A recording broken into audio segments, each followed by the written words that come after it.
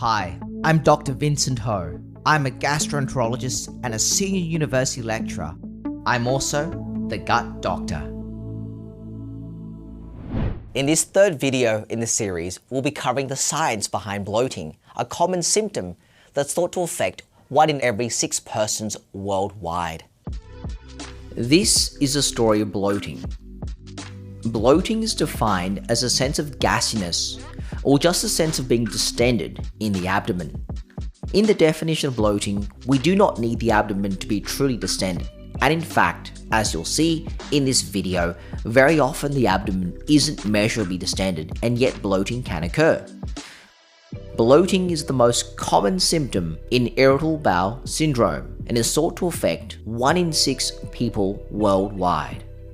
Abdominal bloating can of course be due to the presence of solid substances in the abdomen, such as a lot of impacted poo in constipation, or liquid substances such as abdominal fluid, known as ascites, in some patients that have advanced liver disease. This animation, however, is going to be covering the most common form of bloating, and that is due to gas.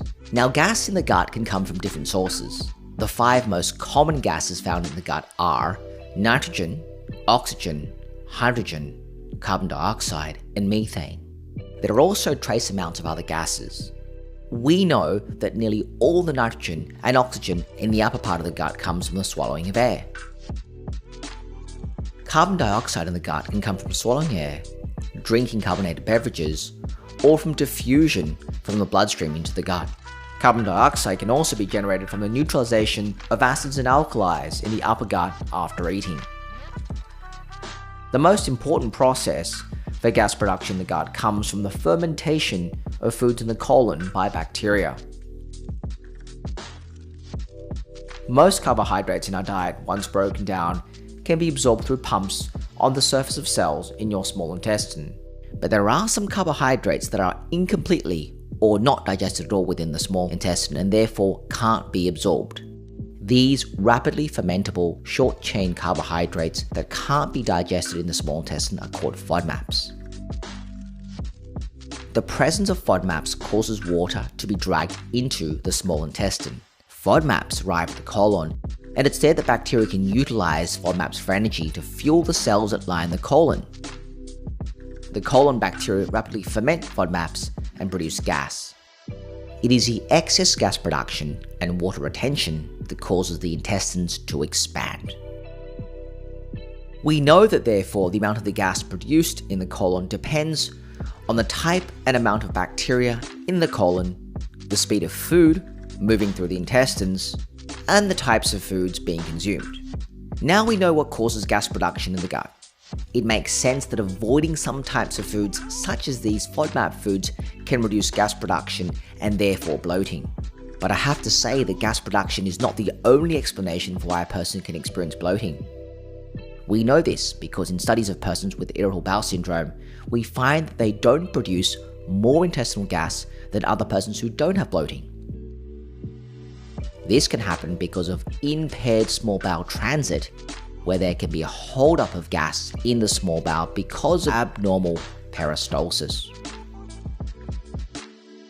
And we know that retention of gas can be due to the types of foods we eat. For example, fats classically can cause retention of gas in the first part of the small bowel. Additionally, some people can't evacuate gas very well, and that can result in retention of gas in the colon and therefore symptoms of bloating and abdominal pain.